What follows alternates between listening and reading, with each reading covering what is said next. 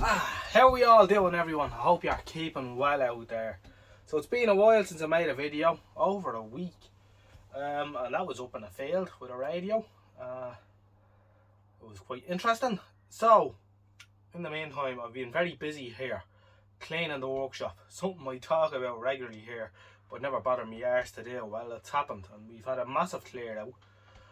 I accumulated any amount of crap. There was stuff that was never going to get around to doing anything with. Just rubbish. There was stuff that was left over when John had the shop and all sorts of weird crap. So we got rid of an awful lot of stuff. My shipping container, which I often talk about as well, which is on the other side of the garden, we built racking into that, and we got all the stuff up, which gave me an awful lot of space in here.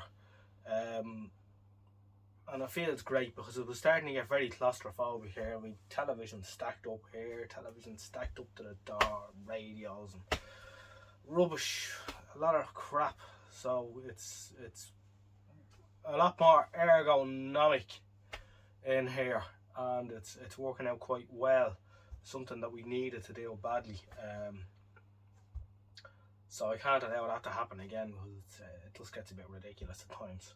I don't know, I'm not the only. I think everyone that's into this hobby suffers from the same problems from time to time. But we're back on track. So we're getting rid of stuff. We've given away some stuff as well to people, and we've sold a few little bits and pieces that we don't want. And it's coming together quite nicely. So tonight I'm going to give the people what they want. And I know that a lot of my viewers quite enjoy a little bit of colour television. Early colour television at that, and we have a bit of moderately early colour television here for you tonight. This is something that I got a while ago, in the recent past, and I would call it vandalised. This was found upside down in a skip, and it suffered quite a bit of damage, and at first glance we thought it might be beyond repair, but looking into it further we realised that no, we could actually bring this one back from the brink. We think we're going to give it a go anyway. So let me present to you the good people. If we can get it around here. Let's see what we've got here. We have, it's a Dynatron, folks. It's a nice Dynatron, and it's a CTV something or other. Actually, I can tell you. Well, here's the other one I have. This is the CTV16, and I did a couple of videos on this a very long time ago, and then I gave up on it. It used to sit here on this table, but it's so bloody heavy. It's ridiculous. It's an awful weight. The cabinet, it's solid teak. It's not veneer chipboard, as far as I can make out. It's solid, and it weighs a ton, and it's very awkward, very heavy, and it's a 26-inch. And we got it going to an extent. We had a frame problem. It needed a lot of work, but we never bothered going any further. One of the things we did get rid of though was the brochure, right? So we can. From the brochure, I think this is a CTV16 or something. Let's see. The lady that I bought that off, it was belonging to her aunt, and her aunt bought that television, and she has a marked here. What else did she buy? Because she wanted to give it to me, but I didn't have space at the time. It's a bit they didn't mark the prices on the televisions in this, but they didn't. The speakers were $46.52 with that. I don't really like a lot of Dynatron stuff. I don't know. I always thought it looked a bit tacky. And of course, we know the insides weren't up to a whole lot. Because they were the same workings as what was in Fred's co-op set.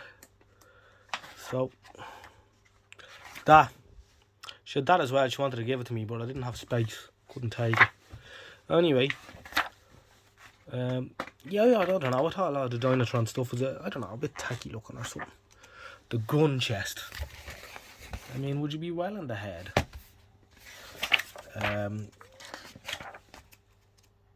Yeah. Anyway.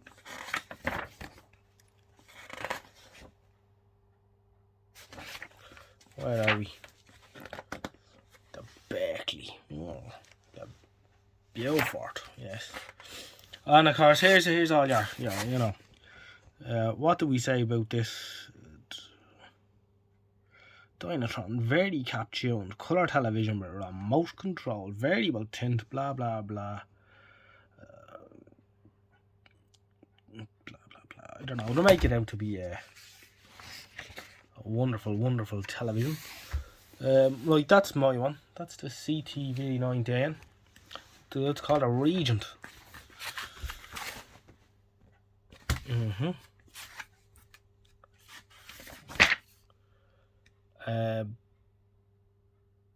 This is it here. The Copenhagen. It's a CTV16. And that's what we've got here. And sadly the speaker grill is burst. But of course you'll notice that there is a tube sitting on top of it. And you can see why. You can see what's happened.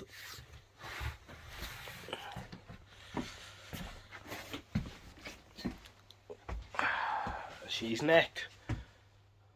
She was squished. And she also had the indignity of someone's cutting off the remote control as well. No doubt for copper. Desperate carry on. Anyway, luckily enough, we had a spare. Well, there's a story to this tube too. I actually gave this to a friend of mine to fit to a Thorn 3500 he has.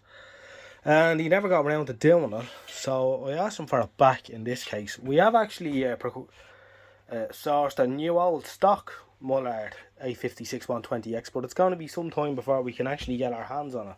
So in the meantime, I said, in the interest of trying to get the set up and running, if we can, that I would fit this tube into it. So that's what's going to be happening. Sadly, this is the line output. Now, as I say, when we found this, it was upside down. So, a bit of damage was done, obviously. The cabinet itself, though, has survived quite well. There is one or two marks on it, but I'd say she was mint before she went into the skip, which is a shame.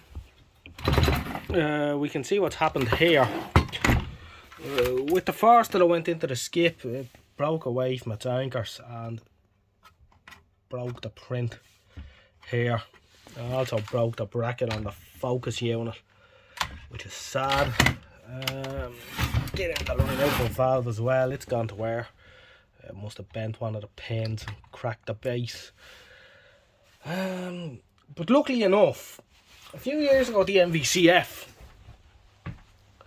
we seen this on a stall, and for some reason I thought, I'll have that. I think I gave your man 15 or 20 quid for it. So, we should be able to get her going. So that's good news. The thing I like about this and why I said I'd keep it and try and get it going, other than the fact that, you know, hybrid Delta gun television tubes do it for me. For a 22-inch television, and for the Dynatron, it's very manageable. It's just a very neat size, and it's on wheels. It's on good wheels too. It's well able to roll around. It doesn't take up a whole load of space, and it's not actually that heavy. I'll put them up. They used to hang on the back of the door, the front door in John's shop. That was the noise when someone came in with a broken telly or looking for the Hoover bag. Yeah, it's a manageable size. It's light. It's light enough. She rolls around. So I thought, we'll have a go at it. You know, there's nothing to be lost here. So that's it. So tonight what I'm going to do is, I'm not going to record all that, but I'm going to get the tube out. Get the scan coils off. It's gone in with such force. If you look actually with the scan coils, they've spun around. Like blue should be at the top, obviously, and it's at the bottom. So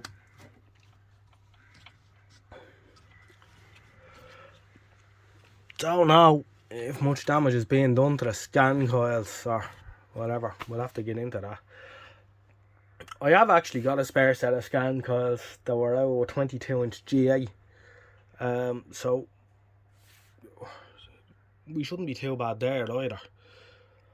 What else have we got here? Here's the PL802 luminance valve. That's rolling around in there. Convergence bar has to come off. We actually have the paper card for this somewhere. We found that in the bottom of the skip. And that's about it.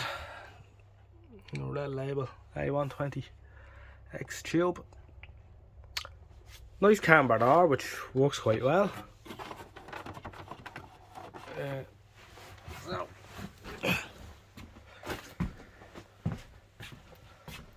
And there's the bar there, but there's going to be a little bit of fluting around to be done here.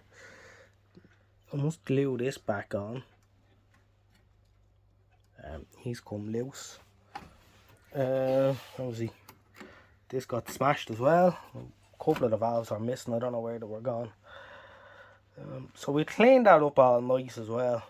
There's the frame output stage. There's not much to the frame output stage, but they're a horrible bloody thing all the same. So that's her. So I thought I'd give you a little initial look at this. I think it'll clean up quite well. I don't know what to do about this. I'll have to think about that. We could take this off altogether and put some extruded aluminium or something on it. We'll come up with some sort of a solution anyway. That's not a big deal right now, but she's a nice looking machine, and I think she's worth doing. So that's what I'm going to be at tonight. I'll bang the tube into it and get it back together and get the gear back into it, and we can go from there. So that's an initial look at the Dynatron CTV, what did I say it was? 16? I think I said 16, didn't I? Well, that's hard anyway. So hopefully we'll have a bit of luck with it. We shall see. Alright, thanks for tuning in, and I'll catch you again in the next one soon. Good luck for now. Bye bye.